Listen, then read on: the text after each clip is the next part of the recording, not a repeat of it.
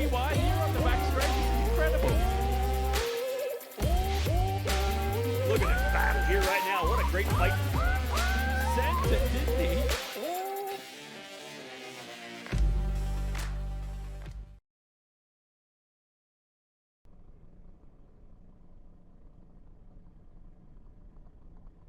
Something different for a change. We enter our second oval of the season, and it's one of the historic ones. Welcome along to Lucas Oil Raceway, located just a 10 minutes drive from the Brickyard at 16th Street, Indianapolis Motor Speedway. It's not too far away, and it hosts the third round of the Tire Rack Road to Indy iRacing eSeries, presented by our partners at Cooper Tires. Now it's a 0.6 mile, 11/16 mile oval. Let me tell you that. I did the fractions there. 1.1 kilometers, depending on the metric system, whether you follow that or not. Banking 12 degrees through all four corners around here. It's a short oval, much tighter than what was presented at Gateway just a fortnight ago.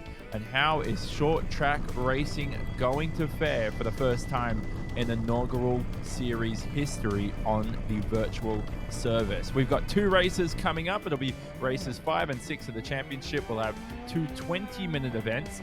Top speeds here of up to 220 kilometers an hour. That's very quick. The drivers will have to lift through some of the corners here. It's going to be a cracker. Stay tuned as we head into our pre-race coverage. And for myself, Jonathan Simon, welcome to Lucas Oil Raceway, formerly Indianapolis Raceway Park. I've got the voice of Road to Indy, Rob Howden, alongside me. And Rob, as I said, we head to the fraction of an 11/16 mile oval. I may or may not repeat that throughout the coverage today. But we had Phil Dennis and Braden Eves, who are top of the championship standings. Phil Dennis was ever so strong at road course racing, and he did very well at Laguna Seca last week. But is it a coincidence we see these two each week fight it out for victory yet again? Well, I think both these drivers, of course, tremendous in terms of their ability and their experience on the iRacing platform. That's kind of what we've seen separate some of our drivers here early on in this program. I will tell you this, though. When I'm at the track here at Lucas Oil Raceway, I use 5/8 of a mile. You can say 11/16. We just knock it down to 5/8 of a mile because this is the track that we come to every year. There's been different days. We've had it on Friday night. They call that the Carb Night Classic. They've had it on Saturday night before the Indianapolis 500. We call it then the night before the 500. It's always been an amazing event. The USAC Sprint Midget cars will join us as well. But going back to your point, just a tremendous battle. We've seen this rivalry between Philippe Dennis and Braden Eves. Of course, Eves, the USF 2000 champion from last year. Philippe Dennis on another place. He hasn't had quite the success of Braden Eves and struggling to try to find the money for 2020. We'll see if his success here in this program helps him get a ride for this coming season. They've got a great buffer there on the championship standings, right ahead of Max Kaiser and the brilliant Daniel Frost, who's picked up a victory here in the past in 2019 in Indy Pro 2000. He was the last victor of the series in the real world, and we'll see if he can do it again. He fared very well around the ovals at Worldwide Technology Raceway at Gateway, but two drivers behind him of Andre Castro and Hunter McElrea. Castro is a bit of an oval specialist, Rob. Hunter McElrea, pretty impressive too around the left turn. So look out for them today. I think those two will fare quite well. Andre Castro, running for Legacy Autosport, also does some racing in the NASCAR Whelen program over in Europe, the European stock car racing program. So he's got stock car experience, which of course leads itself to oval racing. Hunter McElrea a little bit later to the party here in terms of getting his sim rig set up, but once he did, Jonathan, out of the box, strong. Not surprising, runner-up last year, multi-time winner in USF 2000, finished second to Braden Eves. So one of the drivers we're watching work his way into Indy Pro 2000. For me, I'm really impressed with Max Kaiser. Here's a kid out of Colorado, first year in USF 2000. Not a ton of car experience, but he's been extremely good right in the hunt almost every weekend here in the Road to Indy E-Series. Now, we have a lot of partners for the series. We've got a Pole Winner Award presented by Simmetric Driver Performance Labs, Rob, and brilliant news for our potential series champion. They may be able to get on board with Simmetric for most of the real series. Yeah, we're pretty excited about the fact that Simmetric will be at all our races throughout the 2020 season. They bring a trailer with a CXC simulator in the trailer using that actual racetrack. So the champion of the program this second season, they're going to get a 30-minute session every weekend at every track we go to get the opportunity to get a feel for it. So a real solid prize for the driver able to walk away with a championship this year. It's going to be a thriller for sure. Not a thriller in Manila, but a thriller at Lucas Oil as we ride around the racetrack here. It's going to be an awesome event coming up. We talked about 12 degrees of banking through the corners. Going to be much tighter compared to Gateway. There's going to be a little more strategy involved today too in these 20-minute races. So it's up to Phil Dennis, the surgeon, as he's been nicknamed unofficially over the past couple of weeks. We'll keep track of him come the races. But today, let's join Jason Holt who offers today's invocation. Let's pray. God, thank you so much for the opportunity to gather and to enjoy some racing right in the midst of the craziness of life right now. God, we can't thank you enough for the sponsors, the drivers, and all that have worked hard to put on today's event. And we just pray that it would go smoothly, that we can enjoy some racing and have some fun together. And God, in this moment, we just lift up our leadership, that as they look at bringing our lives back to somewhat normal, Lord, that you would guide and lead their plans, that, Father, you would be with all the series officials, God, as they start to put plans together to bring us as a racing community back together at the racetrack, that you would guide and lead them as well. And lastly, God, we just thank you so much for the love and forgiveness through the name above all names, the name of Jesus Christ. Amen. And now, our national anthem. Performing from Dallas, Texas, Russ Ruddock.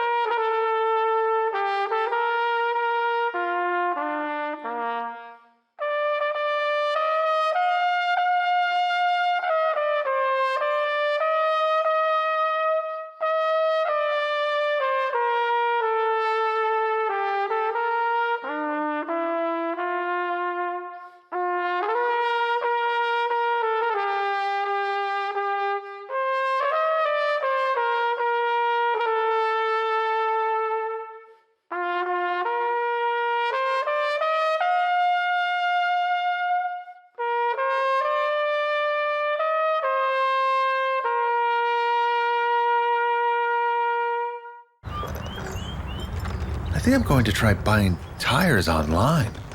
TireRack.com can help you with that. I guess I could buy the same ones I have. No need to guess. Our tire decision guide gives you all the right options. Someone should invent a tire decision guide or something. Can he not hear us? Receive fast, free shipping and road hazard protection. A deal and peace of mind. TireRack.com, the way tire buying should be.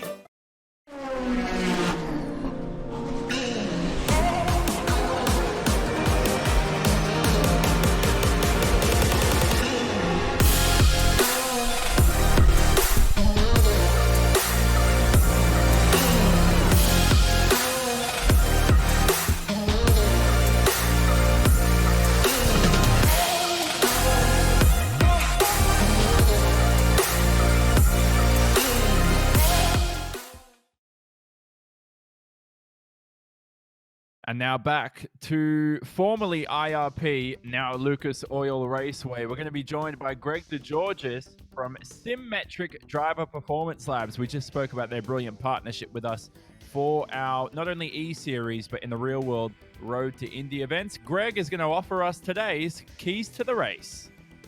Thanks for the introduction, Jonathan. It's a pleasure to be back on the show again to present tonight's keys to the race. First and foremost, drivers will need to keep their heads on a swivel tonight. With Lucas Oil Raceway being such a short oval this week, the number one thing drivers need to do to find a spot on the podium is to keep it clean. Of course, not a single driver here is looking to intentionally make contact for an advantage tonight, even with repair bills and emergency room trips being non-existent in the simulated format. But with how tight we're expecting the racing to be, drivers will inevitably have to deal with netcode contact tonight. Netcode, for any non-sim experts watching from home, is a simple way of referring to the internet lag that can unintentionally lead to contact between two cars in very close proximity to one another that wouldn't necessarily happen in real life. This is usually due to one or both of the drivers not having a high-speed internet connection or a temporary connection drop. While these incidents are certainly frustrating, they are mostly avoidable by simply giving some extra track space to drivers around you. Even if real or netcode contact doesn't lead to losing time or a wreck, race control is double-checking every bit of contact tonight and will be giving out penalties when it's excessive. So, give drivers around your room and make it to the finish. I think we may even hear of drivers complaining of neck strain tonight just from constantly having to check for cars alongside and in their mirrors. Next up, objects in the rearview mirror are closer than they appear. Lap traffic will also certainly come into play here for the leaders tonight. With Lucas Oil Raceway being a very short circuit, it means a very high car density relative to the length of the track. Cars at the back of the pack will quickly be caught up to by the leaders and will be forced to yield to the faster traffic. Likewise, the drivers in the lead pack need to calculate their passes to keep their advantage. More so, any lap traffic that doesn't quickly yield to the faster traffic will receive a plethora of blue flags and notifications to get out of the way. Hopefully it doesn't lead to incidents tonight, but anything is possible. Lastly, how lucky are drivers feeling tonight? We're now on the middle round of the championship and the fight for the points lead is heating up. And because we're back on an oval tonight, qualifying position won't be nearly as critical to succeed as on the road courses, so every driver has their eyes on a podium finish, which could make things dicey. More so, will we see a full course yellow? And if so, what will that do to the field on restarts? There's a lot of up for grabs tonight as drivers look for solid points finishes and single race bragging rights, so anything is possible. Well, I have a pace car to go drive tonight, so back to you guys in the virtual booth. We'll leave you to it, Greg. Don't crash that thing. We know the history of IndyCar here. We'll leave Greg alone, and it's time to announce our Symmetric Driver Performance Labs. We just spoke to Greg from Symmetric Driver Performance Labs. That will go to Peter Dempsey back on pole, Rob, for another time in our eSeries. Yeah, let's give it up for Peter Dempsey. Remember, a winner at the Freedom 100 at the Indianapolis Motor Speedway, that amazing 4-wide finish for that victory for him. The team owner of Turn 3 Motorsports getting it done here on the oval at Lucas Oil Raceway. And here we go now. Let's head to the virtual IRP for today's command. Drivers, start your engines.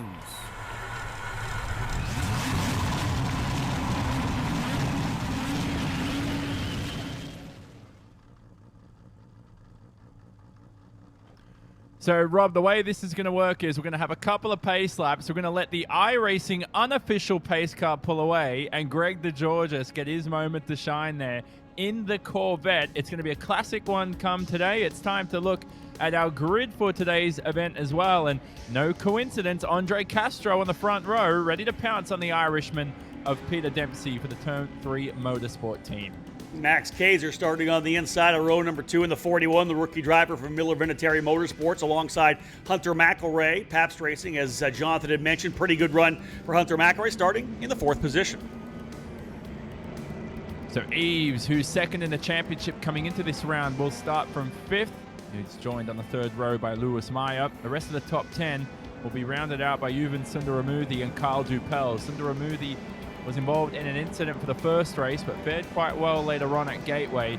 We'll scroll down the order and we'll look at the rest of our 29-car grid who have qualified for today's event. Phil Dennis, our championship leader, the surgeon for RP Motorsport USA, starts from unlucky 13th. Glenn McGee racing out there for Fat Boy Racing. He makes his debut in the series from 22nd. He's a very strong sim racer, is Glenn McGee. Now, the rest of the field is coming round. It's going to be a hectic one, Rob, heading into one. Again, strategy not critical for today's event. It's only a sprint format. No one's going to get into rhythm here in the first couple of minutes. You've got to be on it from the get-go. A couple things about this particular racetrack. First, a shout out to Timmy Paglioso, able to qualify P7. Good run for him, a driver who we'll hope to see this year in the USF 2000 program, one of the over-the-wall crew for the Ray Hall Letterman Lanigan program. The driver's getting set to go. This track, you're going to see them run the high side of the racetrack. You'll need to use the middle part of the racetrack to pass the lap traffic. Drivers spooled up, getting things underway, and we are racing. Green, green, green here at Lucas Oil Raceway, round number 3 of our second program. A couple of races here for you today. To the bottom of the racetrack goes Andre Castro. Side by side here on the opening circuit. Dempsey goes to the top side. 3 wide, a little further back. Braden Eves down to the bottom. Jonathan and that number 1 machine. He's holding the bottom. Max Kaiser right in the middle. A multitude of lines being used here on the opening laps, but Castro forms, as you said. McElroy third, Kaiser fourth, Myers making a move here on Braden Eves. Eves, though, has the bottom to work with him. Now, a dynamic track means these lines are going to rubber in throughout the event, and Eves has to form up. Seems the bottom isn't working this early in the race. Contact further back coming out of turn number 4. Two drivers getting together. One driver just getting a little wide. Here they are coming out of turn number 4. That's the 69 of Nate Aranda on the top, and the 68 of Daniel Frost, who won the Freedom 90 here at the track last year. Contact coming off of there, and Nate Aranda into the wall, and then right back into another driver on the bottom. Surprised that Daniel Frost was able to get out of that one cleanly, but contact between those two drivers. And that's a place, Jonathan, we see a lot of the contact coming out of turn number 4. It tightens up as those drivers try to get back up to the wall like that. You can see how tight it is. And you'll see drivers kind of get a little more on that wheel, trying to give it just a little more wheel to keep off the wall, and sometimes that jinks the car a bit to the left. Well, top speeds of up to 220 kilometers an hour. They're very quick going into 3 and 4. And Castro's here, still ready to make a move. Oh, we see a car skating along the wall there, Tony Hawk style. And difficult to see who that was there, Rob, but that was a bizarre incident. Was that Timmy Pagliuso? Yeah, that was Pagliuso in the Turtle Plastics machine. Got it caught up on the side and just rode the wall all the way to the outside of turn number 4. Haven't seen that actually happen in real life racing. There's Pagliuso on the bottom of the racetrack trying to limp his way back so he doesn't have to take the tow. He'll work his way back into the pit lane here, but up front still Peter Dempsey leading the way. Good run here for Dempsey up front. Castro sliding into second. McElroy now runs third. Next, Kaiser in fourth. And right there, Mike Meyer, Mike Meyer, team owner for Legacy Autosport. Of course, his grandfather, a former Indianapolis 500 winner. He's got some good speed here running P5. Good stuff from him. He was really challenging Braden Eves, and Eves had to succumb to the pressure. And he's formed up right behind him. The exclusive Autosport driver wants to keep track of the lead pack here. We did see a pace car for race 1. Round 1 at Gateway. And here they are alongside each other down the back of the pack. So your leaders nose to tail. Eves, though, he's still trying to make the bottom work. It's just not working out for him, is it? Yeah, Braden Eves trying to get by Mike Meyer. It's tough, as I said. Normally, in fact, you will see them run even a lot higher in real life racing. They're not actually quite as high as I thought they would be, bringing it down a bit off the wall. You can see them kind of running more mid-pack or mid-track to the corner, rolling back up to the outside again. Braden Eves tried the bottom of the racetrack a little bit. You need to be able to run the middle when you're starting to work up on lap traffic, which we haven't got to yet. That's, of course, going to play a role in how things shake down here. Right behind Braden Eves, though, again, Colin Kaminsky. He's putting some pressure on him as well. So Eves, for a while there, Jonathan was trying to find a way by Meyer. Now he's got to look out for Colin Kaminsky here. Yeah, the tire life, very durable with these Cooper's tires. So interesting to see how the rest of the race fares for Braden Eves. Now, Louis Meyer up ahead. Not to be confused, Rob, with Mike Myers, who runs down in the 16th position. Very similar names, of course. They're also on separate parts of the racetrack. How about Hunter McElroy, the Australian? Not often for Australians to race around ovals unless it's on the dirt side. He's faring very well, the young man. And he fared very well last year on ovals, too, did some of our Australians.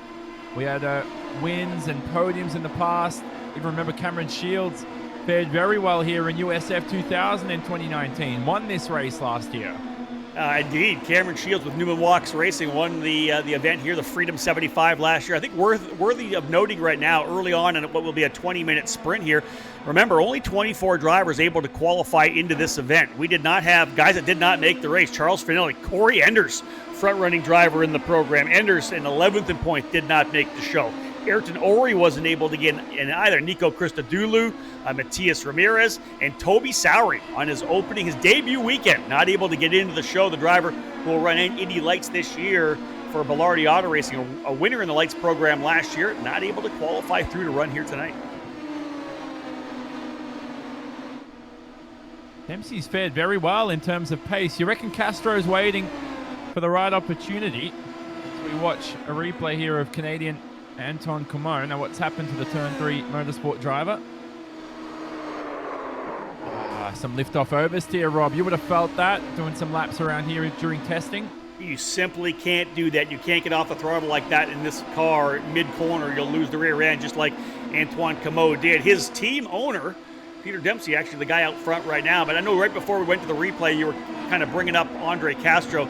You got to believe, Jonathan, in his mind, he is just dying for a race win. Because if there's a guy that's had bad luck in this program from the very get-go, it's been Castro. Little mistake there, though, coming out of turn number 4 for Mike Meyer. Had to get off a little bit, and that allowed Braden Eves to close back up. Eves thought about going to the inside of turn number 1, but all over the gearbox, just waiting for that little mistake here from Mike Meyer. And already a quarter of the way through this race. You don't want to make a green flag pit stop here. You lose up to 2 laps. That will hamper your event. And it's not required either. As we watch another replay on board, this is Mike Myers. It's the same issue going to happen to him with liftoff oversteer. Oh, he's been involved with a driver ahead with some liftoff oversteer. That is a big crash at Lucas Oil Raceway. Yeah, a number of drivers caught up in that one. We could see that McGee, one of the drivers as well. David Martinez was involved, Kyle Dupel. And the caution flag has come out for that particular incident. We need to go back and have a look at that one more time because it was a pretty big shunt coming onto the front straightaway. Jonathan, let's have another look and see if we can't diagnose this a little bit. Mike Myers, as we said, the Michael Myers, that number 24 machine. That's actually the 40 getting around. Jack Miller. Yeah, Jack William Miller, the driver, losing control out of the corner. And I want to, was that Kyle Dupel or was that Flynn Lazier who went for a ride? Rob, he went by so quickly I couldn't quite catch who came steaming into them all. Flynn Lazier involved. Of course, son of Buddy Lazier, famous racer himself. Flynn Lazier had nowhere to go. Oh the other driver's still spinning. Goodness me, that's an absolutely phenomenal accident here, and I think the pace car was certainly needed to be called out. So Greg DeGeorges here will pick up the field from Symmetric Driver Performance Labs. They won't be able to lap away quickly at this time round, which means that the fastest lap of the race award, which is brought to you by TSOladder.com, is still yet to be handed out this far into the race. So what do we see from here, Rob? We've learnt some stuff so far in the race. The bottom could start to work in the latter stages. Remember that at Gateway it was the opposite. It was the top that didn't really rubber in till late in the race, and that was with about a few minutes to go. The top started to work, so we could be seeing something similar here with the bottom. Yeah, I think that's definitely something we have to look at now because we saw that Braden Eves really was the only driver that was trying that bottom lane to see if he could find a way by Mike Meyer, but maybe that'll start to rubber up a little bit. The one thing I was hoping for, we kind of got a little too early in this yellow. We didn't get a chance to get up to the lap traffic. And when we do get to lap traffic and they're running the high groove, the leaders have to go down to the bottom of the racetrack. And that's the key of kind of rubbering that bottom in. When the leaders have to go to the inside to get by, then you start making that groove work. It potentially allows for more passing. We haven't seen that yet. So this could be a bit of a break for Peter Dempsey. Although, as I said, Andre Castro, Jonathan, seems very comfortable to sit there in second. And officially we hear that the lights are out on our iRacing official pace car. And TireRack.com, they'll be glad they won't have to change a bunch of tires here for the rest of their field. Peter Dempsey will lead the field away without a pit stop and ready to go for the rest of our Race 1 sprint format. Our winners at Gateway were Braden Eves and Phil Dennis. Phil Dennis clean swept Laguna Seca last time out. Will we see our first new winner apart from those two? Looks like we've got just about, I think, 15 drivers still on the lead lap here right now. Spooling it back up. We're back at it. Green flag in the air, and Peter Dempsey will rocket his way down into turn number 1, taking that midline.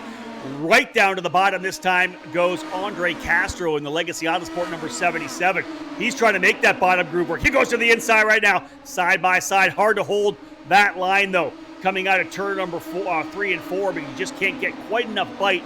But Castro, though, Jonathan, starting to put some pressure on, making sure he's staying into the mirrors of Peter Dempsey. Oh, more incident. That's not good. Nope. That is not good at all. That car is so disintegrated, it's almost difficult to see who it was. It did look like Colin Kaminsky for a second. Here they head over to the front stretch yet another time. And Andre Castro, he's trying to run double file yet again. It's just going to cost so much time. Let's watch a replay of what's happened here. Eves and Louis Meyer have made contact. That's forced another driver into the wall there as well. We've seen drivers skating on that wall almost into the crowd. Yeah, Braden Eves was able to get to the outside of Louis Meyer there, was able to hold that spot on the top. A little bit of contact between the two of them. Then it looked like Kaminsky was trying to get a run there as well. He went to the top side. Meyer drifted the car up a little bit, and that was the contact there. Tough one for Kaminsky. He qualified on the pole last year, Jonathan, for the Freedom 75 here at Lucas Oil Raceway, the USF 2000 program. Likes the ovals. Wasn't able to get the job done here. Contact there as he was battling for 4th, 5th, and 6th. We'll make that 11 drivers now on the lead lap on board here with Andre Castro. Let's have a ride around this racetrack with Castro in the Legacy Autosport number 77 to see what a lap looks like here at Lucas Oil Raceway.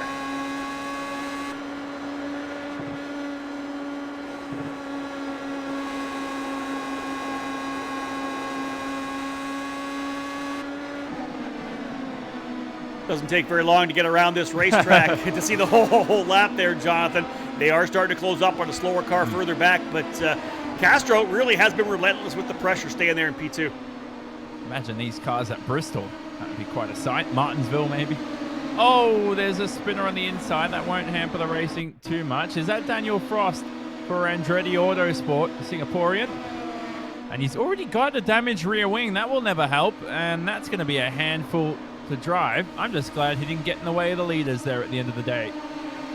Yeah, tough one for Daniel. He was the winner of the Freedom 90 last year, scored a victory for Exclusive Autosport. If we have more contact potential, that's Jack William Miller again here in that number 40 machine. He tries to go to the bottom of the racetrack. That's Ryan Norman up top. Oh man, and this again, has been... Sorry, Rob, I was going to say... big contact there as well. Huge contact with the car. Oh, and this is Castro. Castro to the lead for the first time. Dempsey is going to swing past down to the bottom, and they're still running double file since the restart. There's almost contact between the two. They're only separated by a matter of inches, a matter of millimeters, and they're still trying to scuffle out for P number 1. Dempsey at the bottom, of course, the shorter way around, but the fast way's around the top. He keeps going to the bottom of the racetrack. They almost locked wheels there, but Castro has now gone to P1, being told that a couple drivers out of the race. Jack William Miller's followed down the order. A couple of incidents for Miller here in this race, but we have a new leader. After putting all that pressure on Peter Dempsey, Andre Castro has finally put the 77 up front. It's been a season, 2 seasons in fact, the first program, the first schedule, and the first 2 races into this one, Jonathan. He has had bad luck after bad luck, a horrible wreck at the Indianapolis Motor Speedway during the GP weekend, but all working well right now, the first race of the doubleheader here at Lucas Oil Raceway. He talked to us post-race at Gateway and said, as calmly as possible, I'm sort of sick of getting taken out. It would be nice to finish some of these events. He's fared ever so well. We ride on board from the rear end of Castro, and we get a good idea of the slipstream advantage that the Irishman and Peter Dempsey will be trying to take advantage of. But finally, Castro played it to perfection. We'll see if Dempsey has some pace come the end of this race. I think what's key right now is to see how Andre Castro handles the car in front of him. That's Indy Lights race winner Ryan Norman right in front of him. Norman kind of leading the way there. He'll get a chance to pull that draft as they work their way down the straightaway here. So at this point, even though Dempsey's got the draft from Castro, he's getting the same from Ryan Norman. Norman, I think, pulled down to the inside of the racetrack. Indeed, he does. So open track now out front for Andre Castro. And again, the number of drivers, Jonathan, on the lead lap dwindling every time we come around. I think we're looking at around 8 drivers who have not yet been lapped. Yeah, this race almost decided. You never know what might happen in these closing 5.5 minutes. Now I heard a driver in the wall. Oh, goodness gracious. That went by, that whizzed by so fast. Was it Jack Miller again? It looked like a red car for sure. Now that is one way. I mean, he'll be glad, Rob, that this isn't the real world when we go back to racing soon. Yeah, that's 3 different incidents for Jack William Miller in this first 20-minute. As that happened, Prescott Campbell was actually heading to pit lane as well. Oh, no. Is Peter Dempsey being involved in an incident, the Irishman? So here he is behind Castro for the lead, and he's gone into the car of Jack William Miller. Oh, that's the second time so far that we've seen those 2 drivers together. Remember, we go back to the very first race, Jonathan, at Barber Motorsports Park, riding on board here with Dempsey. Nowhere to go. Car rolls up in front of him, and He gets into the flipping Jack William Miller. Remember, he was lapping Jack William Miller at Barber Motorsports Park when they got together and took him out of the race lead. That's a shame for those drivers there. Come on, guys. Got to keep it together here. We've only got 6 guys on the lead lap right now. Then the reason you're seeing a lot of drivers come back out there on the racetrack is that they are allowed what's called a fast repair. We've talked about that in our coverage for the eSeries. It's a free repair for the car that will bring it back to 100% condition. And no question, we have 5 of the best in our championship, Rob, on the lead lap, along with Yuvan Sundaramurthy right now. Those drivers of Castro, McElrea, Max Kaiser, Braden Eves, Phil Dennis, they are 5 of your top 6 in our driver standings. Indeed, the cream rising to the top as well. I think we saw a lot of drivers here kind of not holding their lane. That's why we've had so many incidents. Guys moving left, moving right. Another driver in the wall as they come through turn number 1 and 2. Driver to the outside. Here's the battle here. That was Aaron Ori in the wall in turn number 2. But Philippe Dennis trying to put the pressure here now. Another driver up into the wall. That's the ATM McElrea. No. That's McElrea. Hunter McElrea, Jonathan, coming down the back straightaway. Let's have a look at the replay here of McElrea as he works his way, just loses the rear end. Again, a little bit of that off-power oversteer. Max Kaiser potentially. Oh, Kaiser into the wall afterwards as well. Jonathan, a massive shunt, taking 2 of the drivers out of the top 5. That's your Villantieri Motorsports driver out of the race and into the pit lane. Now he will have access to the fast repair for sure. A multitude of drivers involved. And then there were 4 as Braden Eves here remains in the 2nd position ahead of his championship challenger, Phil Dennis. We know it's all in a bit of good fun, the E-Series. I think this has got to be personal between these two for the next 3 minutes. Yeah, remember coming into this race, Philippe Dennis with a 6-point lead on Braden Eves in the championship battle. Again, a doubleheader here. We'll do another race again. We're still about 2.5 minutes remaining in this one. A lot more laps, not like we would see on a road course, as we said. Laps here right around the 20-second mark. Drivers in these particular cars are about 120 miles per hour average during qualifying in the Pro Mazdas. Braden Eves holding off Philippe Dennis thus far. Andre Castro, though, Jonathan, out front, and it's got a bit of a gap here now. I'm trying to see if he can't get that first victory that has eluded him from the very start of the program. It's going to be tough. I don't dare I say it, Rob. We've got 2 minutes remaining for Castro. This is never a good sight as Louis Mayer coming through to some traffic. And where is he? He's in 14th, it says at the bottom of the screen. Dare I trust the timing screens as well? Well, that's a couple of team owners. That's a couple of team owners battling right there. David Martinez owns D-Force Racing. Louis Mike Meyer owning Legacy Autosports. So a couple of team owners scrapping it out here. There's Nate Aranda. Not surprising that car pushing up a little bit. You can see the damage on the right side of the front wing. Yeah, definitely. Peter Dempsey is out there in 9th somehow. There's Daniel Frost in the pit lane as well. This is bizarre right now. Daniel Frost, we're just hearing, has had a drive-through penalty, and that will cost him at least a lap serving that. So it's certainly a penalty that will hamper his event so far. That's what he's serving right now when he falls behind Max Kaiser. So Daniel Frost not in the best terms here to end this race. Now here we go anyway. A minute to go. Castro looks to have the lead in the bag. Again, dare I say it. Eves in 2nd. Dennis in 3rd. Who's into the wall? It's David Martinez for the D-Force Racing team. You've cursed him, Rob. I blame you. I'll take the blame on that one, but I'm not the one driving the car. One thing we do have to remember, we'll watch this incident here. Again, number of drivers mid-corner. That's the 14. That's Meyer getting involved as well, I believe.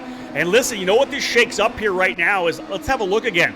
As they run, remember, we're going to flip the top 10. Keon Tandon is going to be on the front row alongside Max Kaiser as they run. 30 seconds still to go, so maybe 2 or 3 more laps before we wrap this things up. As they flip it, Keon Tandon running in the 10th position will be on pole. Braden Eves, though, trying to claw some points back here in the championship. He runs in 2nd. Castro, though, with 15 seconds to go, looking to grab a race win.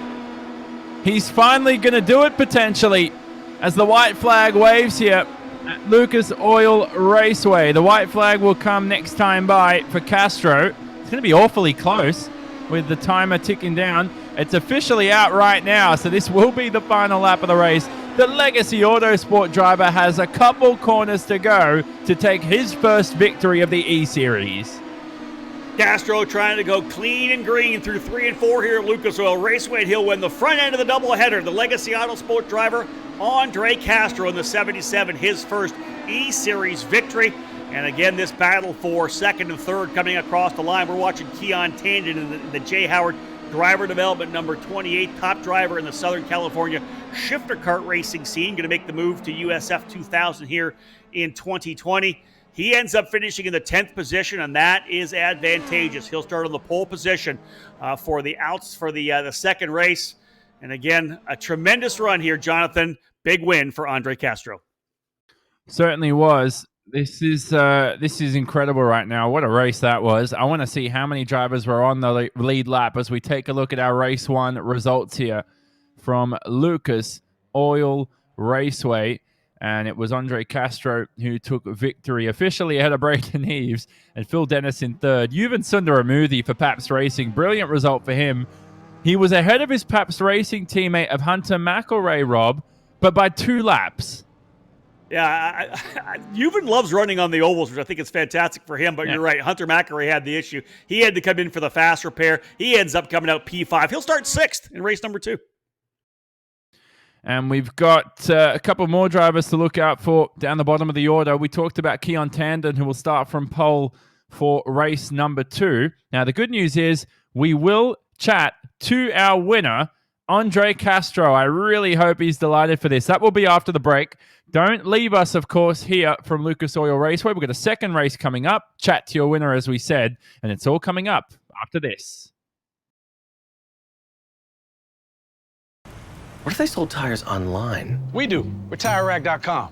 They could offer lots of tires and help you find the right tire. It's called the Tire Decision Guide.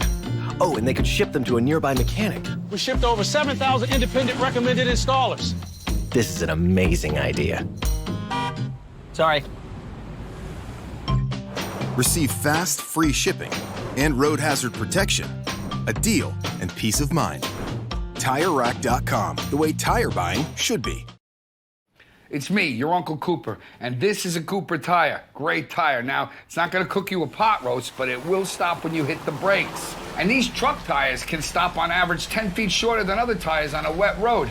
See, the trick is in the grip, and these tires grip like my handshake. Look, I'm your uncle. I love you. I want you to stop when you need to. Doesn't matter if it's for a red light or a duckling. So go with the Coopers. Cooper! And never start something you can't stop. Back here at Lucas Oil Raceway, and dare I say, Andre Castro is winner. I still don't believe it, Andre. We're going to chat to you live. It's incredible for you. Not that I doubted you, but with the luck on your side in this E-Series, it's finally good to see it swing the right way. Yeah, definitely. It feels really, really good to finally win because we're all really competitive, and I knew I had a good chance in this oval, which is why I was pretty bummed to lose out in pole by like 5 1,000s. After that, I just kind of had to stay right behind Peter because I knew it was going to be really hard to pass. And then I think there was a lap car we came up on, and I got a good run into turn 1. And I practiced it in practice too, just kind of throwing it in on the bottom and sliding up to the top, basically a slide job. And so I went ahead and did that, and he tried to over-under me going to 3, but he couldn't get it done. And then sucks he got taken out afterwards, but it was pretty easy after that. So yeah, really happy. And starting 10th this time is going to be pretty chaotic. I don't know what to expect. I have expect to start flipping at some point, but we'll have to see. Well, let's hope that doesn't happen, Andre. But one thing I do want to ask about, because it seemed a couple times that you were trying that bottom groove. Most guys, of course, run on the top. You were running around the bottom. Was that potentially testing for the slide job move? And did that bottom groove start to come in at all? For me, it's always been faster. Like I ran in qualifying, in turns 1 and 2, I ran the bottom, and it was always pretty quick. So that's just my line over there.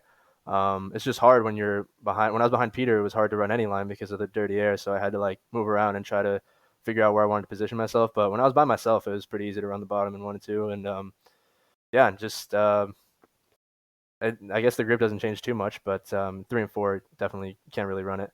This track obviously much more difficult and more of a challenge for the drivers than Worldwide Technology Raceway Gateway that we run a couple of weeks ago.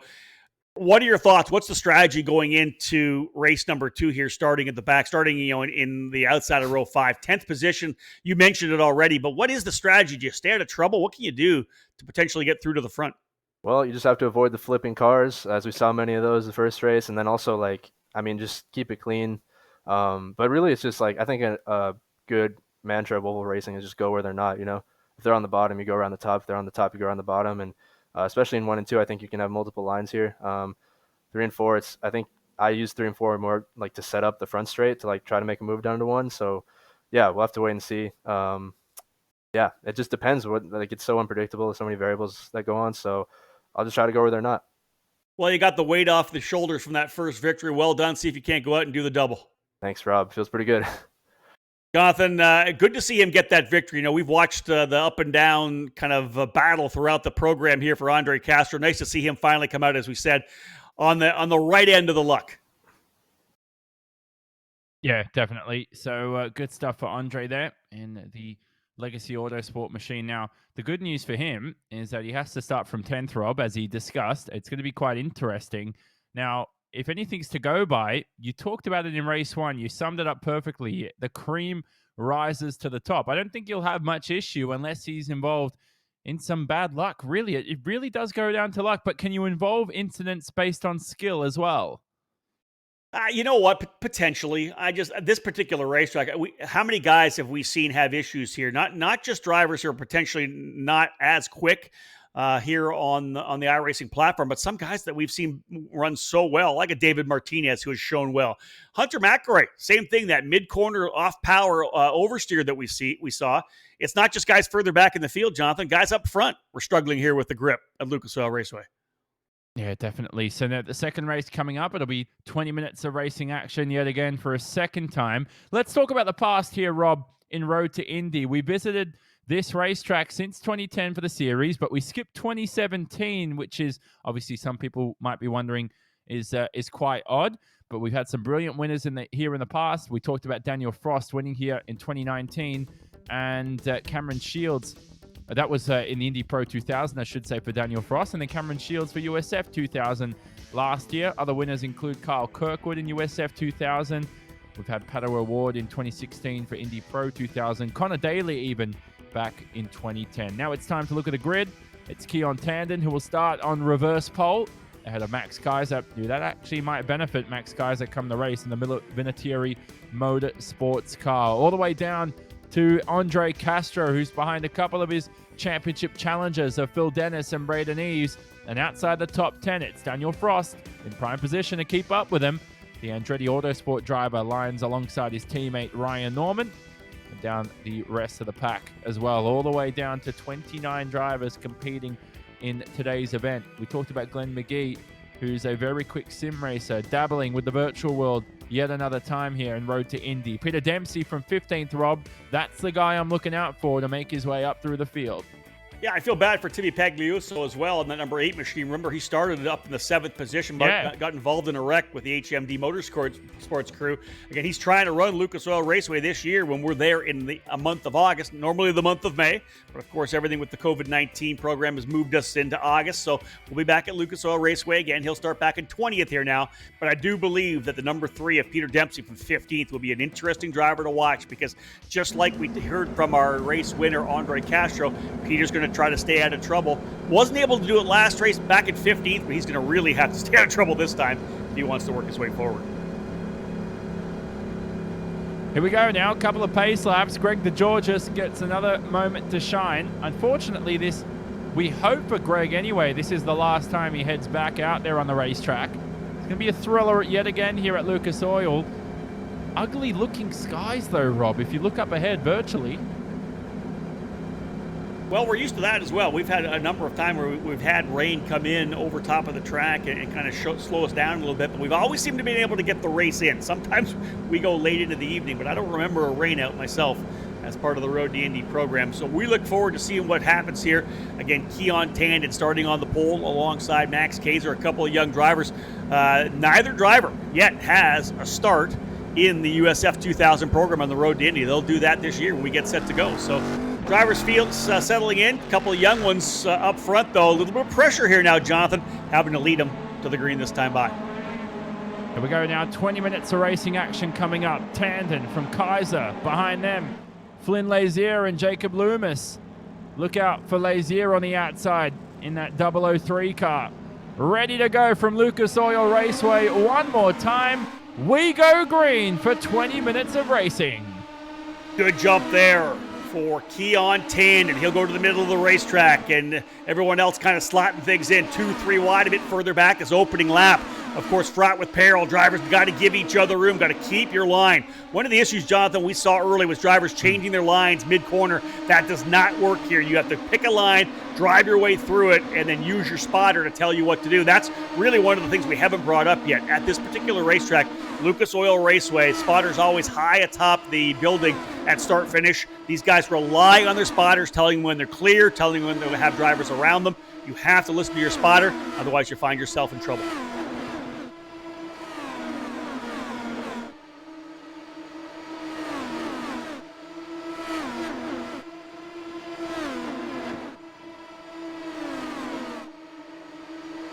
We end 3 laps here at Lucas Oil. It's Kaiser from Lazier, from Keon Tandon, Braden Eves as well. I heard someone into the wall. Braden Eves, though, up in a 4th with a brilliant getaway. 5 spots for our 2019 USF 2000 champion. Hunter McElray rounds out the top 5. Phil Dennis behind. Castro follows. Loomis, Campbell, Yuvan Sundaramurthy down a few spots too. Castro now dicing with Dennis as they're side by side. Now this is my usual view from the spotter stand, because of course the PA booth here at Lucas Oil Raceway, right start finish, right below the spotter. So that big shot here is the one I'm used to calling on a regular basis. We'll go for the replay now of the incident potentially happening further back. That's Mike Meyer, the number 14 machine. Just in front of him though, driver getting caught up and into the wall. That's Nate Aranda, I think, goes around. Meyer gets caught up into it, so a driver who actually was running in the top 5, was looking at a top 5 finish, ends up with a need for a fast repair out of the gate here, John. What a crash. Goodness me. Nothing to be laughed at on that one, real or virtual. That's true. That's quite a bizarre one. But, you know, that's something that we see, Jonathan. I started giggling. Drivers get caught up at the top part of the racetrack like that and get into the wall. You'll see drivers pile into them. Because when you're that high, there's no way you can pinch the car down to the bottom. You start putting some wheel in it to make sure you're not getting into that incident, then you're just going to spin the car around. So a lot of times you'll see drivers get caught up and just roll. And that's Kaminsky. Kaminsky into an incident as well, as he's lost the machine. So Colin Kaminsky goes around. Ryan Norman may have been involved too. There is Norman in the Andretti Autosport car, and he's got nowhere to go here. Indeed. Very bad luck for Ryan Norman right there. He was just minding his own business. We head back to the lead here. It's Kaiser from Lazier, as we spoke about. Keon Tandon's already lost his reverse pole. And have a look at this. Phil Dennis, the surgeon, trying to slice his way through the field. And already ahead of Castro. Now, this is a brilliant position right now for Castro, I would say. He's just biding his time. He hasn't lost touch of any of his rivals either. I think Castro's in as best as he could have hoped for at this stage of the race. I'd have to think he's pretty happy with the guys in front of him as well. You know, Jonathan, we talked about the fact that these guys that were in the lead group are the guys that are in the top part of the points. So he's running here right now with Braden Eves in front of him, McElray, Dennis. He's not too worried about any of these 4 drivers here potentially getting into an incident. He's just kind of biding his time and potentially waiting for a yellow. He'll have to go to work here pretty soon, because P7 is not going to get the job done, but the drivers up front, Kaiser, Lazier, and Tandon, set in the place early. We're only not even 4 minutes into this race, still 16 minutes to go. Good battle up front, though, as down to the bottom, Flynn Lazier trying to find a way by Kaiser. Good air time for Lazier as well, if he can manage his way to slither up into the lead here. 16 minutes remaining. And we've got 2 drivers alongside each other in the background as Castro heads to the bottom and tries to defend here from Prescott Campbell. This is Campbell on the attack on Andre Castro, and he's picking his lines perfectly here. Very tough to run the bottom, as we've seen. And Campbell's got an awesome run down the top. He doesn't want to head to the bottom, though. Interesting decision there by Prescott Campbell. Prescott had a pretty good run. Remember, we saw him pit early, or rather late in that run after the issue when Jack William Miller had flipped. He's just going to bide in his time here right now. Campbell, the reigning champion in the Lucas Oil School of Racing Formula Car Series, won a $100,000 scholarship to come run USF 2000. He's a motorsports engineering student at Oxford Brookes University in the UK, and again, very dedicated to his craft, both racing and the education side as well. He's told me before he'd love to be a racer, but if he can't race, he'd be more than happy to be a Formula One engineer as well. So we're going to hear a lot about Prescott Campbell in the future. And that's a tough job for sure, as Andre Castro finds his way past Phil Dennis. Dennis now at the bottom. That bottom is abysmal right now at this stage of the race. Dennis went nowhere there. No grip coming out of the corner, no speed on entry, no speed mid-corner. And Castro here trying to make a move on Hunter McElrea, the Australian, who was involved in an unfortunate incident in the first race. Luckily still in the top 10. And we ride on board with McElrea. We get a good look at his eyes virtually. They're pointing, I think they're still looking at the sun. I'll tell you what's happening here right now. Andre Castro is trying to set up for the slide job, as he said, the kind of a sprint car reference where you throw the car to the bottom and let the car drift all the way up to the top. As you drift up, if you're far enough to the inside, you're in front of the driver you're trying to pass, he's going to have to get off the throttle. That slide job kind of checks up the guy you're passing, and you're able to get that groove on the top, and that's what he's setting up for. Tried it there coming out of turn number 2, not able to quite get the job done. But Castro, as we said, we talked about it, Jonathan. We asked him, he likes that bottom part of the racetrack. He qualified running that bottom through turn 1 and 2. And being able to run 1 and 2, it's going to give him a shot. Here comes Castro again to the bottom. Potential for the slide job. He'll let the car race up. He's got the spot, but an over-under. This is the run down to turn number 1. Castro to the top side. Awesome action here. Is Castro going to get the drive? Coming on to the backs, or to the front stretch here. Here they go now. One more time through 3 and 4. Did we have 4 wide in the background? It looked like it anyway. Prescott Campbell and Hunter McElrea. Now Phil Dennis slots his way past. So that's what I missed there. Dennis up. They look so similar there, Rob. It's hard to pick, but Phil Dennis has somehow found his way ahead of Hunter McElrea. Will it be a triple whammy as Prescott Campbell tries to slice his way past? Yeah, Hunter's got pinched down and pinned to the bottom of the racetrack, lost 3 spots. Castro, Dennis, and Campbell all able to get by. It was a beautiful slide job move, but then McElrea tried to go back down to the bottom to see if he could defend or at least recover, and when he did that, Philippe Dennis immediately put that number 5 machine right in there to steal the spot in the top part of the racetrack. Watch the battle for here's Peter Dempsey starting to work his way through. There's a slide job on Yuvan Sundaramurthy, but Yuvan holding the Pabst racing machine to the bottom of the racetrack. As I said, Yuvan really likes this track here at Lucas Oil Raceway. Enjoyed his debut run on the track last year in the Freedom 75. Good run for him in that first race, P4, having a good battle with the veteran Dempsey now here. That's the fight for 10th and 11th. Well, we know Dempsey has speed when he's clean. And he's got a clear bit of racetrack to work with. Andre Castro is very quick, just went purple. Set the fastest lap of the race last time out. And across the line he goes. And he was close to it, but didn't match it this time round as he battles away with Exclusive Autosports' Braden Eves. And he's going to head to the bottom too. He seems to be the only driver who's making the bottom work at this stage of the race. He almost uses the apron to make it work. But Eves now swings back past into the lead. And it's going to be a tough overtake for Castro this time by. Yeah, indeed. He used the bottom part of the racetrack, as you said, to get close. But when he goes for the full slide job, right down onto the apron, then drifts it wide. Huge run here coming out of turn number 4, trying to look to the inside of Braden Eves. But when he made that first slide job happen, Eves, though, remember, this guy's a veteran. He's a USF 2000 champion, a very accomplished iRacing driver as well. Just a simple over-under to take that spot back. And again, watching the battle continue to get further back. McElrea loses the rear. McElrea! That is Hunter McElrea. That's Peter Dempsey. Dempsey got caught up into it as well. McElrea goes around, loses the rear. Here's the replay. Tries to go to the bottom of Prescott Campbell coming into the corner. Loses the rear end. One of the drivers able to get by it. Who was able to get by? Was that... I think Jacob Loomis was the driver able to get by Jonathan, but Peter Dempsey center punches him right into the corner. Well, I might be glass half empty. I was focusing on Peter Dempsey and just cannot believe the Irishman's luck. How ironic that he hails from Ireland as well. It was Jacob Loomis, who we're hearing barely scraped his way by there. And unfortunately for Peter Dempsey, his day done. We ride on board now. Oh, wow.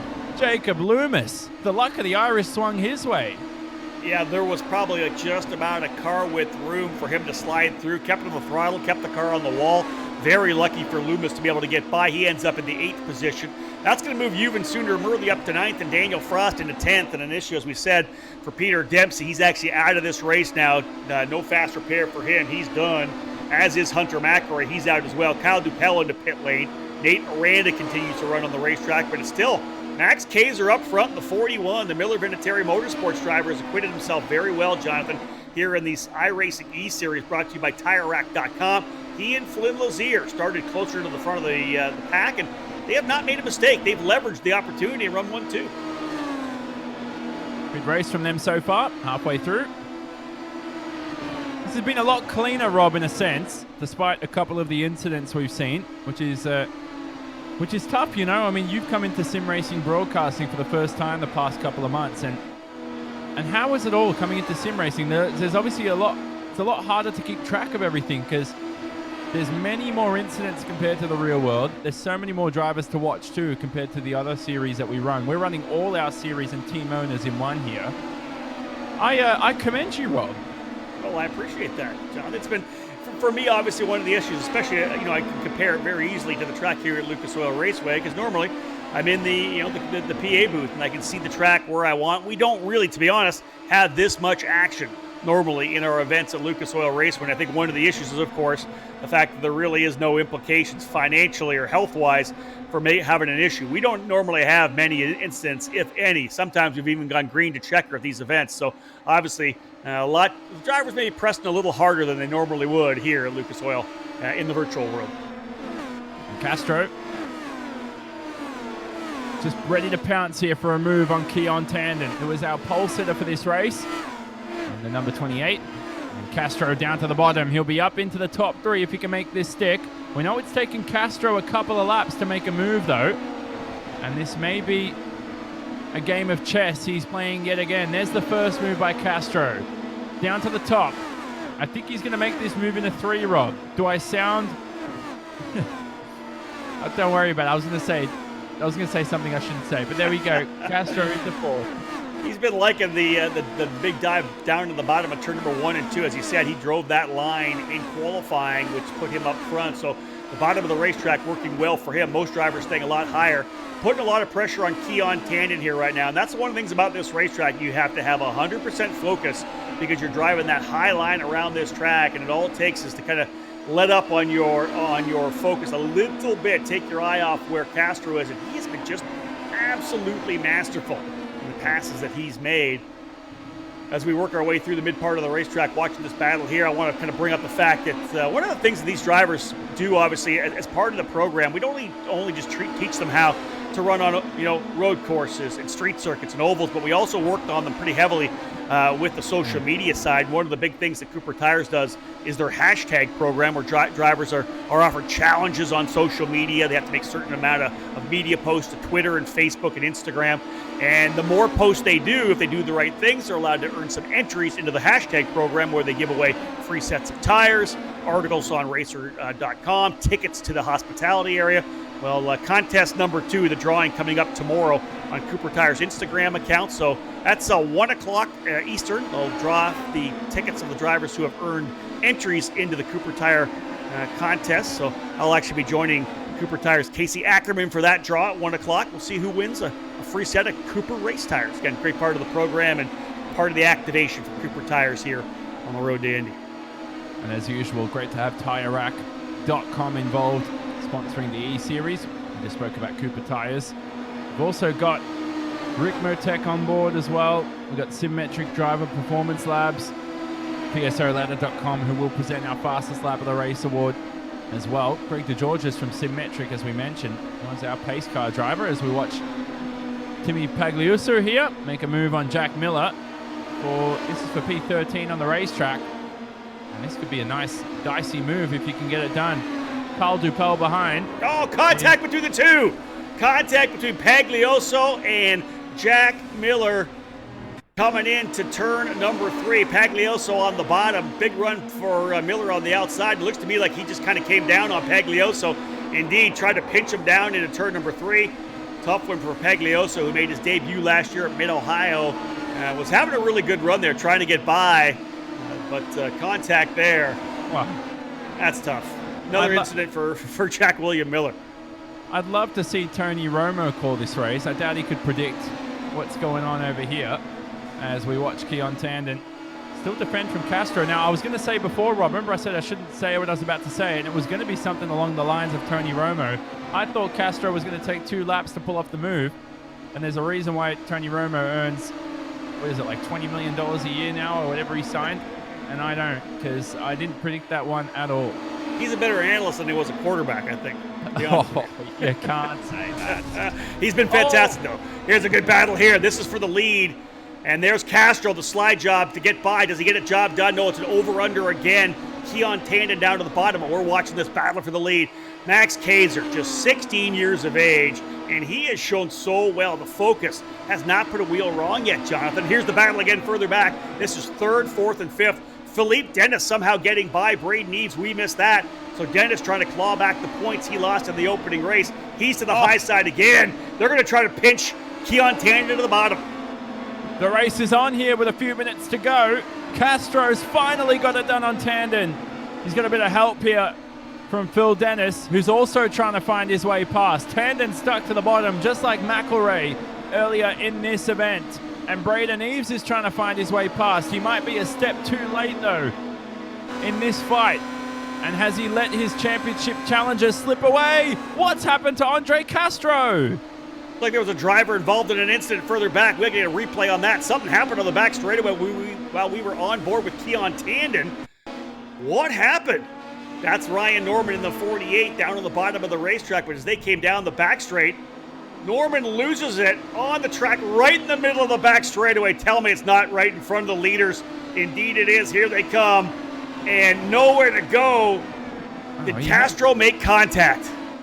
Now, I'd love to see that from Castro. Yeah, I'd love to see it from Castro's angle. I felt like he had time to react, but here we watch Norman again, and he's lost that on his own. And unfortunately, Norman's tried to stay out of the way of the leaders, and unfortunately, he's been stricken at I don't know what was going on. Was Castro making an adjustment on his dashboard or something at the worst time? He must have been doing something, Jonathan. There's no way he misses that because he essentially ran right into him. Obviously, just potentially maybe looking in the mirror, looking at something else. And he made contact. And then, of course, to make evasive maneuvers, came down into pit lane. So we had a driver running strongly in 3rd spot. He's fallen well down the order. A mistake you don't normally see. And that's Prescott Campbell coming down pit lane as well. Issue for Prescott Campbell. Here's the battle between Yuvan Sundaramurthy and Daniel Frost. But trouble for Prescott Campbell to pit lane as well. The amount of push for the Andretti Autosport driver was insane.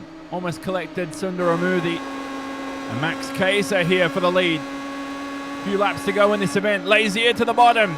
He's going for it. He's trying to make the move early. He knows it takes a couple of laps to set up. And he's going to test all his tricks in the book right now. Because if he doesn't get it done, Phil Dennis is a 2.5 seconds behind. Ready to win yet again at an oval. Phil Dennis is yet to not take victory at a round this season. Can he do it in race 2 from 3rd? Minute and a half remaining. That's going to look at about 4, maybe 5 laps max. They'll work their way again here at a turn number 2, back to the back straightaway. What a run so far. Actually, this is the front chute here at Lucas Oil Raceway.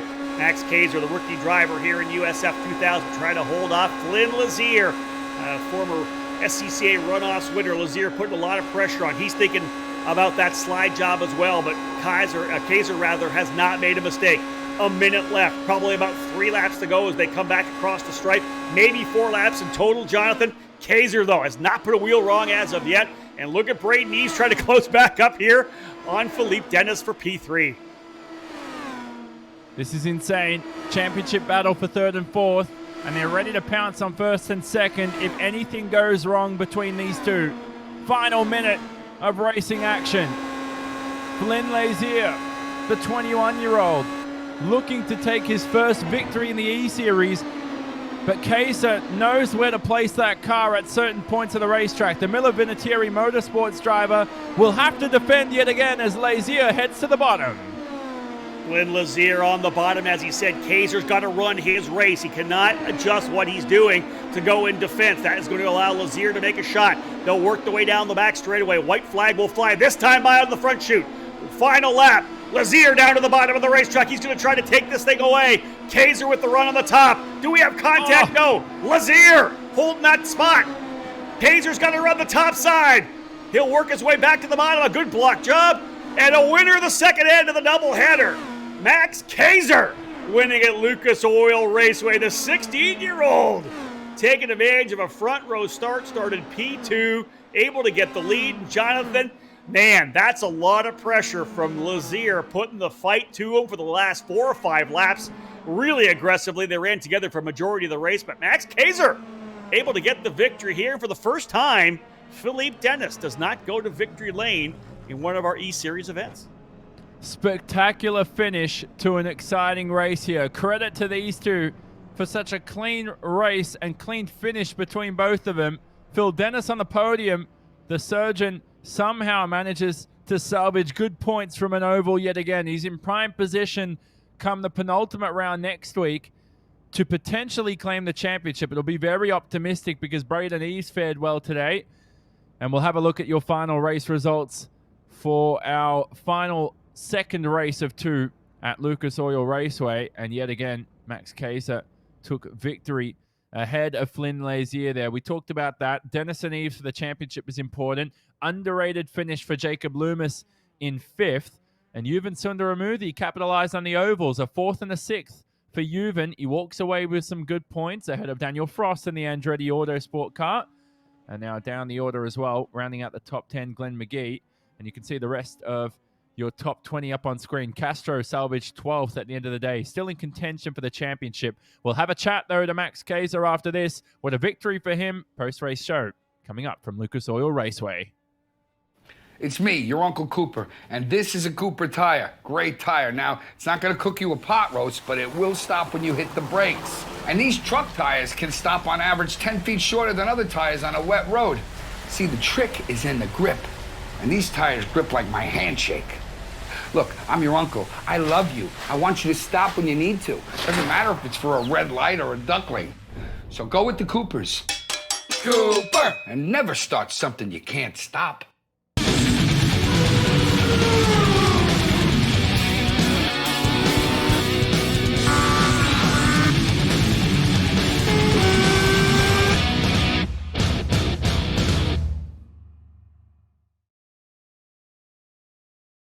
And welcome back to Lucas Oil Raceway. It was a cracker of a finish here from what was formerly Indianapolis Raceway Park. We're going to speak to your winner, Max Kaiser, for Miller Vinatieri Motorsports. He takes his first victory of the E-Series. Max, it surely is delightful, real or virtual, to take victory in the Road to Indy Series. Yeah, it feels absolutely incredible to be able to get this first win here. And also for your event too, I have to say, you defended from Flynn Lazier perfectly there. You tried everything possible. He was going for the bottom. It just seemed the bottom wasn't working out for you guys. I think it's just that when you get down to the bottom, the car on the top can carry just enough speed to make it hard for that guy on the inside to get by me, and that's just what happened. Hey, Max, let's talk a little bit about the fact that he was putting pressure on you for the entire race. I'm sure you're sweating a little bit, but overall, what kind of strategy did you have? Was it just to try to keep running that top line? Did the car feel like it was still strong all the way from start to finish? Yeah, the car felt like it was strong. My strategy was to try and see, like, if I could carry enough speed coming out of turn 2 on the first lap to make a move for the lead right there on the backstretch, and it worked pretty well. But after that, it was just try and defend and push as hard as I could to the end, because racing with Flynn was great. I mean, he was super clean. I didn't have to worry about anything unexpected happening. Well, let's talk a little bit about the emotion of winning here. Obviously, you come in here as a driver who's not yet raced in the Road to Indy. You'll be a USF 2000 rookie this year, so you're running against all these guys you know you're going to be battling with throughout the season. And you've been kind of up front. You know, you've been top 10, top 5 quite a bit. Give me your thoughts on just finally being able to get that elusive win. Yeah, it feels really good to finally be able to put it all together and get that win, because I just have made little mistakes or haven't been able to quite just make the move at the right time. But here I was able to make sure I raced extremely well to the end and didn't make any mistakes, and that was the biggest factor in being able to get this win. You know, Max, when we go racing pretty soon here for the 2020 season in the real life, you'll be able to thank some of your sponsors, but you can do that here virtually as well. A lot of people, of course, watching on Rev TV and on all the other ways they can follow the action here on Apex Racing TV. Who do you want to thank and who makes it happen for Max Kaiser? I mean, I really want to thank Brico for being a great sponsor, as well as NSDD. I also want to thank Chris at Elfworks Graphics for helping us out with that. I just also want to thank the team. Miller Vinatieri Motorsports is absolutely incredible. Oh, fantastic run for you, Max. Well done. Congratulations, and we look forward to seeing you at the next one. Thank you. So Max Kaiser, tremendous run for him. And again, the guy that he was battling with the entire time, Flynn Lazier, he stands by right now with Jonathan Simone. Flynn, awesome result for yourself. And hey, at the end of the day, wasn't a victory. You were close to it, but you tried every trick in the book, didn't you, come those final laps to take victory? Yeah, no, that was a fun race with Max. He played really clean, so I was happy about that. So yeah, no, it was fun. Finally, an iRacing race where he could be up front. So I was happy about that, and I was hoping to pull away from the rest of the pack by the end, which we did. And then yeah, it's just the clean air was so dominant. But yeah, super fun race, Max, and appreciate him for keeping it clean. But yeah, that was fun. So Flynn, obviously a tremendous run for you. Overall, what was the thought? Was it just trying to do the over-under? I know you looked to the bottom a couple of times. It's like you just quite couldn't make it stick, quite couldn't do the slide job to get up in front of him. Yeah, anymore, and I probably would have taken him out. So appreciate Max for giving me the space he did. But yeah, that was a fun race. Really enjoyed being up front for that one. Well, it was great to see you up front as well, and you guys ran well. Though obviously some guys in the back having more trouble, but you guys stayed out of it. Congratulations. Who do you want to thank today for making sure you're on track? Today I'd like to thank you guys. Thanks for putting the show on. Unfortunately, I don't have a team or a sponsor to thank yet, but hopefully that comes soon. But thank you guys for putting on a good show. I know we enjoy it. Well, I'll tell you one thing. I'm definitely part of the group here that hope that we see Flynn Lazier coming running in the road to Indy. I'd love to see him get out there with us soon. Tremendous job for him. Let's go back to Jonathan Simone because one more driver to talk to here. I believe he's set to go. We've got, of course, Philippe Dennis. Is he ready to talk to us or what? Yeah, Philippe's right there. He came home in the third position. And Philippe, I just talked to you in the staging room telling you, how in the world do you keep salvaging points each round? You don't know how either. I guess it might be down to talent, I guess. Yeah, I'm really happy to come away with third place in both of these races today, for sure. Andre was the dominant driver today. Shame what happened to him in that second race. He was just above and beyond. He had something figured out that no one else did. I clearly struggled in qualifying with a little bit of pace, and I guess I brought it back in the race. I felt pretty comfortable in the races, and yeah, I'm just really happy to come away with a couple of thirds and salvage that points lead. For the champion. Oh, sorry. Go on, Rob. Jonathan, you have it. Go. I was going to say for the championship, Phil, this is perfect for you. There's potential to wrap it up. And I know you're not thinking about that heading into the penultimate round next week, but it's certainly a similar situation to what you had in season one. You're in good position here. Yeah, well, Breed is definitely strong, and I think we're still really close in points, so it should be a good championship battle. We somehow always manage to find each other on track, and I just love racing against him, and especially Andre, too. We are always there or around each other in the races, and it's always fun playing with these guys that I've grown up racing against. So we'll leave you to it, Phil, for this one. We're going to leave it short this week, but a brilliant result for yourself, mate, and hopefully you bring that RP Motorsport USA car back onto the top step of the podium come our road course. And that road course for round number 4 will be Watkins Glen. It's going to be a low downforce track. It's going to be an absolute thriller as we head there in a week's time. And for our audience from Canada, for the Rev TV Motorsports Network, and e-branding for the network too. Hope you enjoyed the coverage here on Apex Racing TV. Here is Watkins Glen. We'll get a brilliant shot at the bus stop chicane. We will potentially not use that. We'll confirm all that during the week as our open wheel talent head there for Road to Indy. But for now, though, you can keep track of more post-race coverage on our online social networks. We'll see you there in a moment's time. It's me, your Uncle Cooper, and this is a Cooper tire. Great tire. Now, it's not going to cook you a pot roast, but it will stop when you hit the brakes. And these truck tires can stop on average 10 feet shorter than other tires on a wet road. See, the trick is in the grip, and these tires grip like my handshake.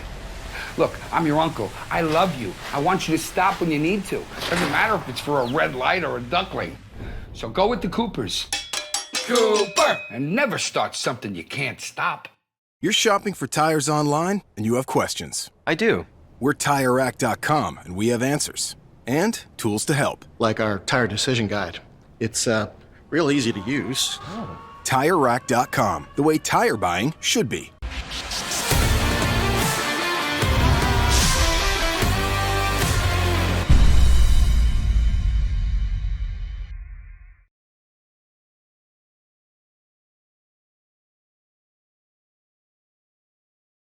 So back here from a beautiful night sky at Lucas Oil Raceway. It's well lit up here at this short 5/8 mile oval. I was more specific. 11/16 is a better fraction for you, Rob, right there. We've still got Phil Dennis on standby, the RP Motorsport USA driver. Prime position for himself in the championship we talked about. You got a lot of sponsors to thank too, Phil, who get racing done for you in the real world. Hopefully you get back out there in a couple of months' time. Yeah, absolutely. I'd like to thank my main sponsor, Firefighters. They helped me out a lot for sure. And I'd like to thank my parents, my girlfriend, Simicube, Husingfeld, Cube Controls for the great equipment, and I'm looking forward to coming back for the next one. Nicely done, my friend. Well done, and we'll see you at the next one. Watkins Glen, your thoughts on that? You excited about getting back to the road course? Oh, I'm sorry. What was that? I said, you excited to get back to the road course? Watkins Glen, of course, next Wednesday. Yeah, it's going to be an interesting race with the long straightaways. It's going to be a lot of draft. I'm definitely excited. I got my first couple of car wins there in real life, so I know the track quite well and looking forward to going at it. Congrats on another good run here as well. You likely head into there with the point lead again, coming back after, I think Braden was able to close back up on you in race number 1 today, but you were able to get back on him in race 2, so you'll likely have the point lead heading to Watkins Glen. We'll see you there. Yeah, I love the thrill of it. Thanks. Philippe Dennis, folks, your point leader coming in and exiting the event here at Lucas Oil Raceway today. You know what? Here's what I want. This is an interview I want. This is an interesting one. Mike Meyer, are you with us here in the booth? Yeah, I am. There you are. Mike, congratulations. Team owner for Legacy Autosports. We don't get a lot of time to go back and talk about the careers of some of the team owners that are running here, but I know that you have some oval experience. You know, you were back in the old Thursday Night Thunder days on ESPN. You did some racing there as well. But, man, having some fun today on the oval. What did you think of the racing today? You got into a couple of incidents, but you were pretty quick. Yeah, no, I really enjoy the ovals, and because back in when I used to race, when I was a lot skinnier, we had some pretty good luck, and so I think I excel at the ovals quite a bit. It was a lot of fun today, and I got to qualify 6th, and was up there P2 in practice, and it's good racing with these guys, and kind of building this relationship off the big track, and so it's been really awesome. I really enjoyed it. That's one of the things I want to bring up, Mike, because it's kind of crucial, right? Here's you with your team, and you've got a driver like Cameron Shields, who, has not raced for you yet. Then you've got Andre Castro, who's obviously trying to see if he can't put the money to do some racing as well. Ayrton Ori.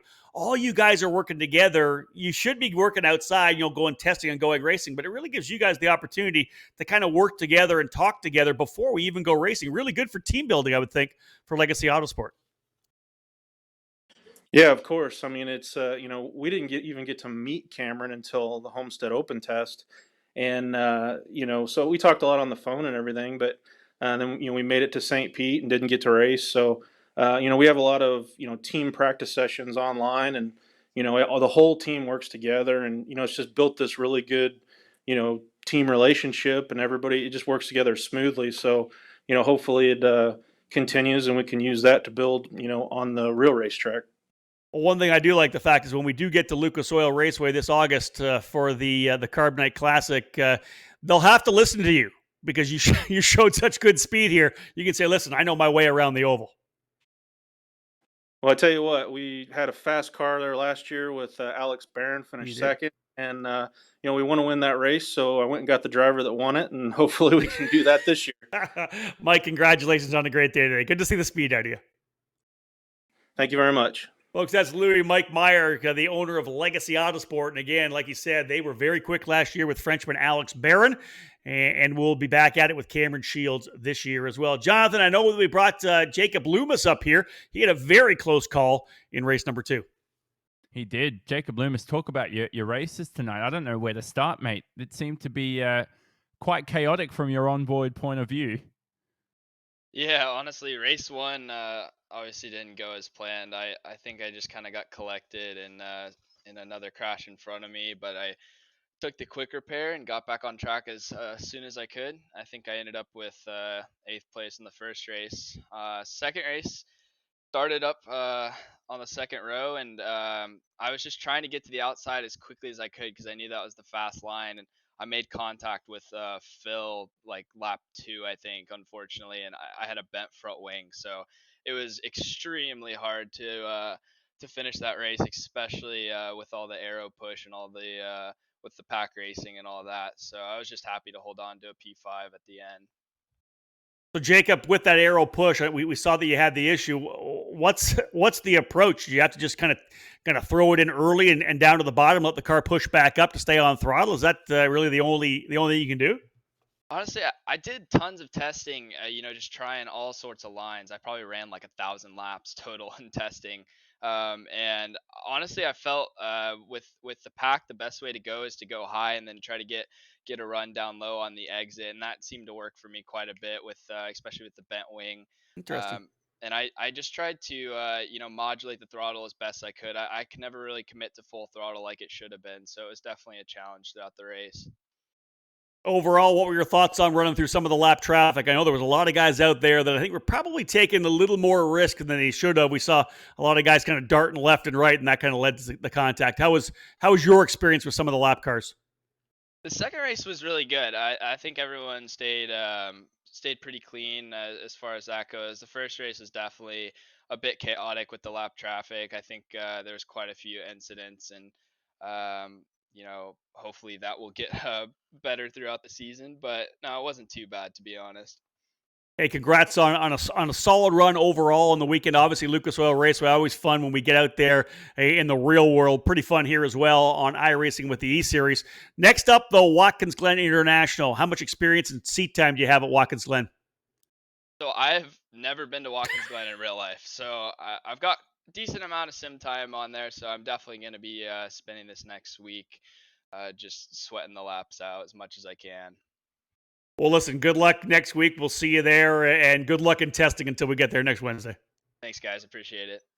Well, folks, there you have it. That is Jacob Loomis. We've got some more time still coming up here on Apex Racing TV. A tremendous run here tonight, as we said. Max Kaiser with a fantastic run up front, holding off Flynn Lazier to be able to take the win in race number 2. The first event that we've had so far in both the first schedule and now into the second schedule of this eSeries that Philippe Dennis not able to score a race win. Folks, don't go anywhere. On the other side of this break, we're going to talk to a couple more of our drivers. We're going to grab Keon Tannen after a tremendous run. Stay tuned. More to come. What if they sold tires online? We do. We're TireRack.com. They could offer lots of tires and help you find the right tire. It's called the Tire Decision Guide. Oh, and they could ship them to a nearby mechanic. We shipped over 7,000 independent recommended installers. This is an amazing idea. Sorry. Receive fast, free shipping and road hazard protection, a deal, and peace of mind. TireRack.com, the way tire buying should be. It's me, your Uncle Cooper, and this is a Cooper tire. Great tire. Now, it's not going to cook you a pot roast, but it will stop when you hit the brakes. And these truck tires can stop on average 10 feet shorter than other tires on a wet road. See, the trick is in the grip, and these tires grip like my handshake. Look, I'm your uncle. I love you. I want you to stop when you need to. Doesn't matter if it's for a red light or a duckling. So go with the Coopers. Cooper! And never start something you can't stop. And back to our Rick Motec post-race show here from the virtual Lucas Oil Raceway. And it's only time we speak to our pole sitter from our reverse grid race 2. It was only a reverse top 10, but Keon Tannen, you were put in prime position there come the race. It didn't quite work out for you, did it, at the end of the day, but some brilliant experience for you in that J. Howard driver development machine to run near the front. Yeah, it's been been really fun learning the car and learning how to drive the simulator. Um, yeah, I went into this race with like low expectations and pushing hard in practice, and yeah, to see myself in the top, it's been really cool. So uh, I'm really excited for these next upcoming races. It kind of sucks what happened at the end of the second race, but it's all good. I'm having fun with it, and I'm having huge support from my family and everyone. So it's been really cool. Keon, it's been a lot of fun, of course, watching you come up through the SoCal karting ranks with the SuperKarts USA program through S3 and S2, and now into the pro shifter category. As I recall, you don't have any experience at all running ovals in anything. Have you ever had a chance to drive an oval before, or is this kind of the first chance for you? No, this is my first time. I mean, besides from the first round, but yeah, in real life, I've never driven in an oval. It's been really fun. Well, you're up there, kind of punching a bunch above your weight class with some of the guys that are leading in the points here and have a lot of experience on the sims with Braden Eves and of course Philippe Dennis. You ran strong. You had some good battles early. What was your thoughts when you kind of got pinned to the bottom of the racetrack? Did you kind of know that you were in trouble?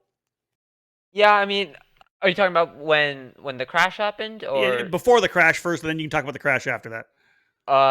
Yeah, I mean, I was losing tires, and so I was just trying to lay back and chill for a little bit. But then, I was kind of frustrated, but it is what it is.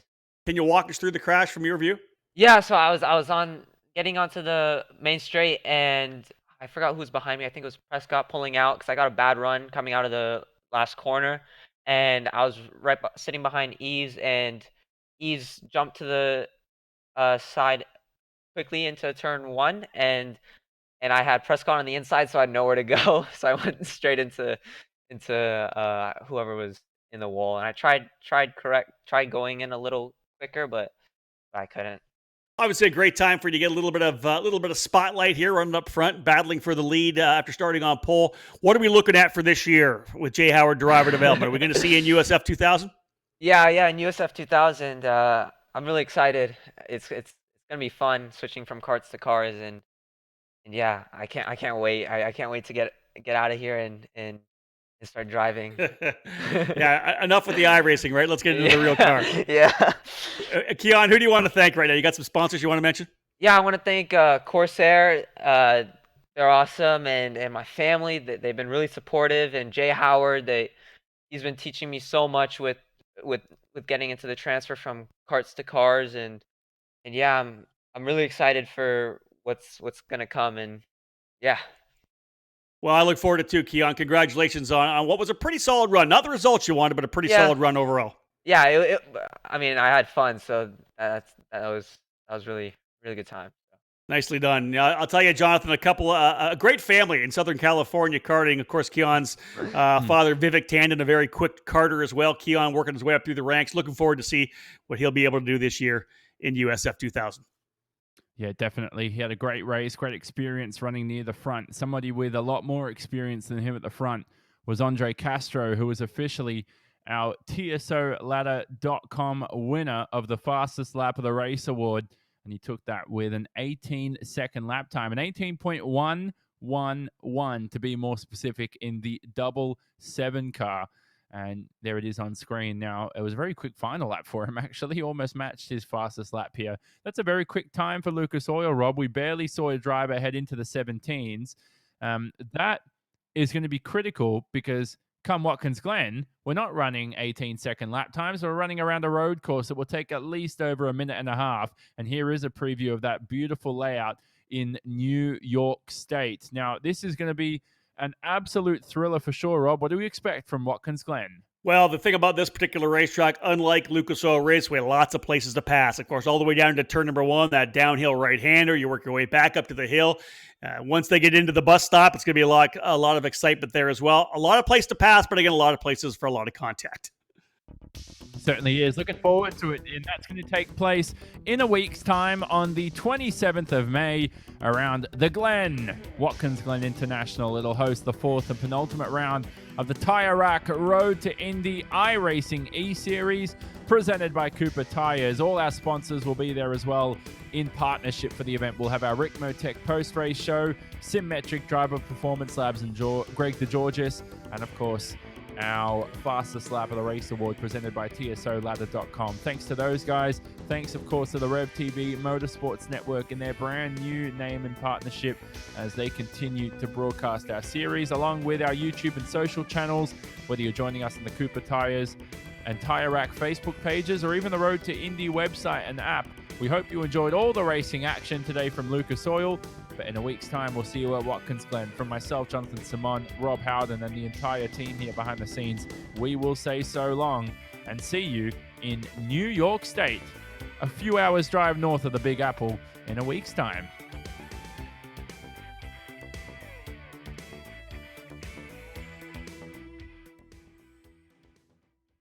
Can I? Use our tire decision guide to pick the right tires for you?